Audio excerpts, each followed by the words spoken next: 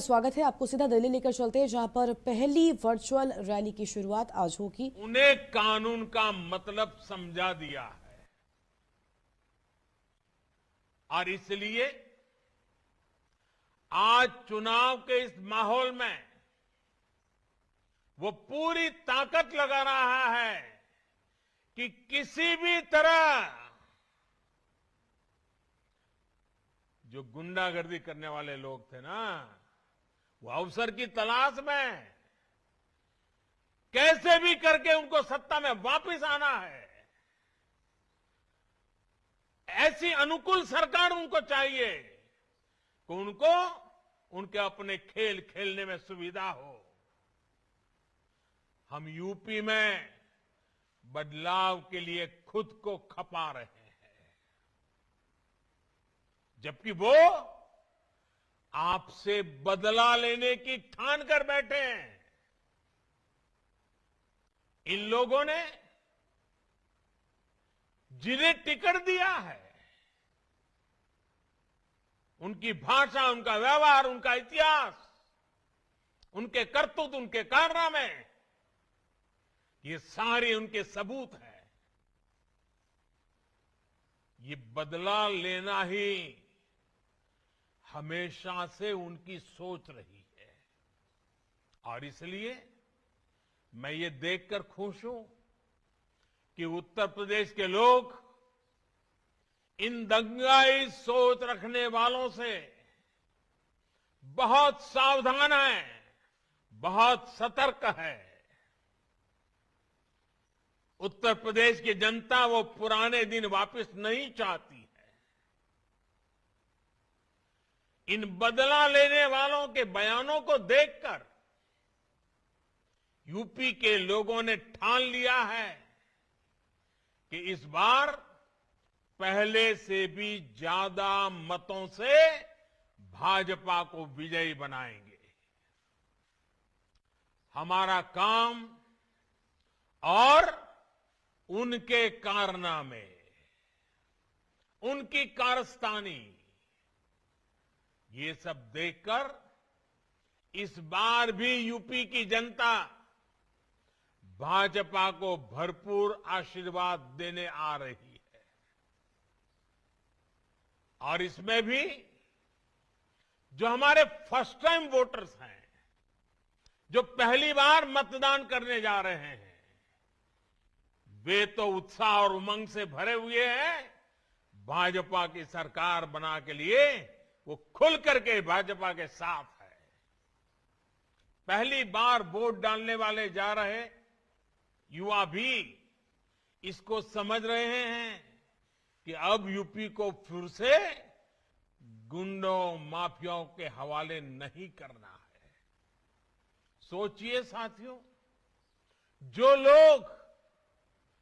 जो सत्ता खोने के अंधविश्वास के कारण नोएडा जैसे युवा आकांक्षाओं के क्षेत्र में आने से भी कतराते हैं, क्या वो युवाओं के सपनों का प्रतिनिधित्व कर सकते हैं? जो देश के अपने टीके पर विश्वास नहीं करते, वैज्ञानिकों पर विश्वास नहीं करते, जो अफवाहों को हवा देते हैं, क्या वो यूपी के युवाओं के टैलेंट, उनके इनोवेशन का, उनकी कल्पकता का सम्मान कर सकते हैं? यूपी को ऐसी सरकार चाहिए जो अपनी विरासत पर गर्व करे और ज्ञान, विज्ञान और आधुनिकता को बढ़ाए। ये काम भाजपा ही कर रही है और भाजपा ही कर सकती है।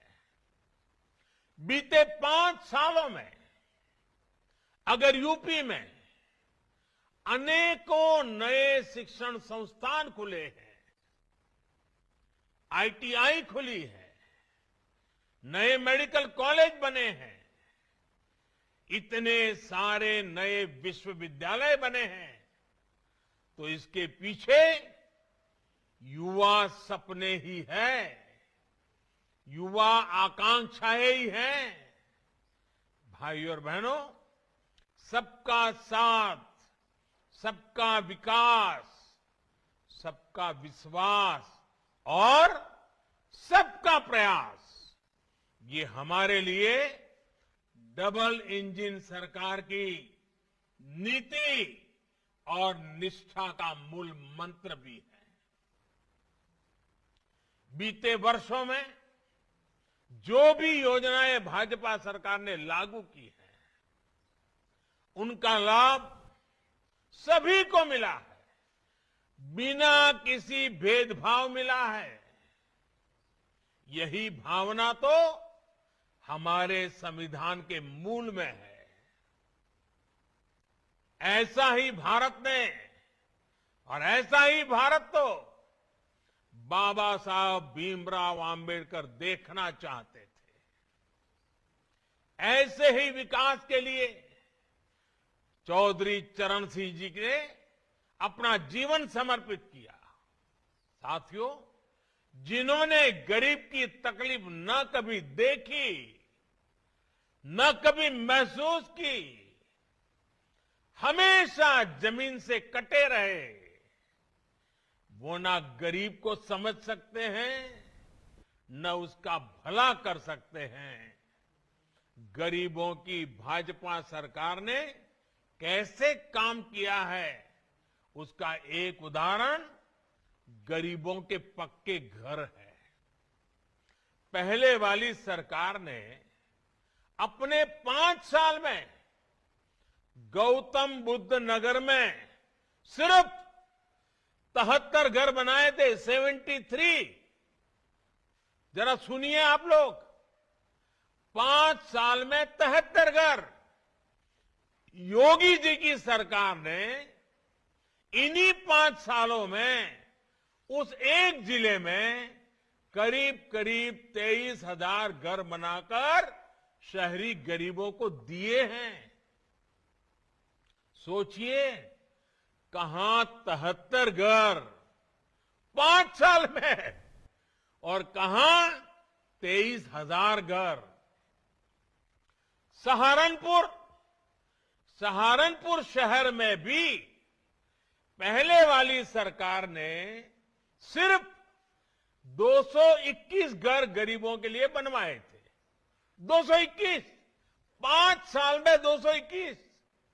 योगी जी की सरकार ने इन्हीं 5 सालों में 18,000 से ज्यादा घर बनाकर सहारनपुर के गरीबों को दिए हैं। इसी तरह शामली, मुजफ्फरनगर और बागपत शहर में भी कुल मिलाकर पिछली सरकार ने 5 साल में सिर्फ 800 घर बनाए थे। 5 साल में इतने सारे बड़े इलाके में 800 घर। योगी जी की सरकार ने इन 3 शहरों में 5 साल में 33,000 से ज्यादा गरीबों को घर बनाकर दिए हैं। जब गरीब का दर्द दिल में हो तो सरकार ऐसे ही दौड़ती है, ऐसे ही काम करती है। यही फर्क है जो आज यूपी के लोग देख रहे हैं, समझ रहे हैं।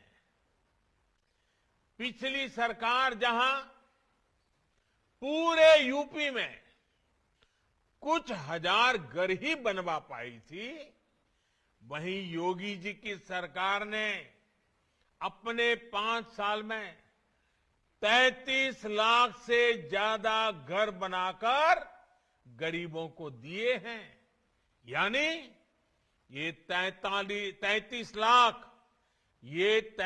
लाख गरीब इन 5 सालों में लखपति बने हैं। आज इनके पास लाखों का घर है।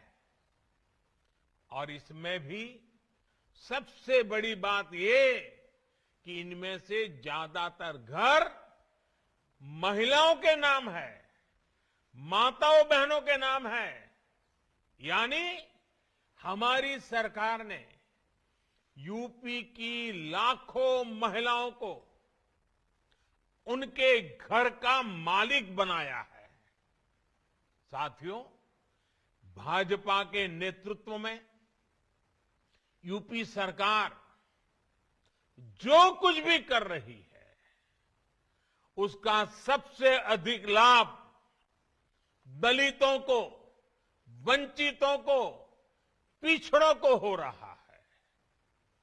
मुफ्त इलाज हो, मुफ्त गैस कनेक्शन हो, शुद्ध पेयजल का कनेक्शन हो, पीने के पानी की व्यवस्था, ये समाज के हर वर्ग के, हर संप्रदाय के जीवन को आसान बना रहा है।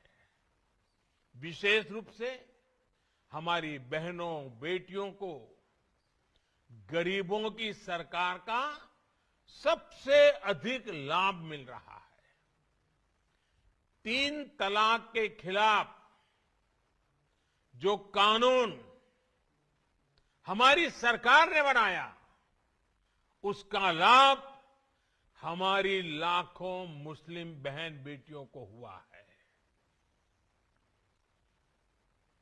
बेटे बेटी को एक समान मानने वाली हमारी सरकार अब बेटियों की शादी की उम्र को 21 साल करने का प्रयास कर रही है।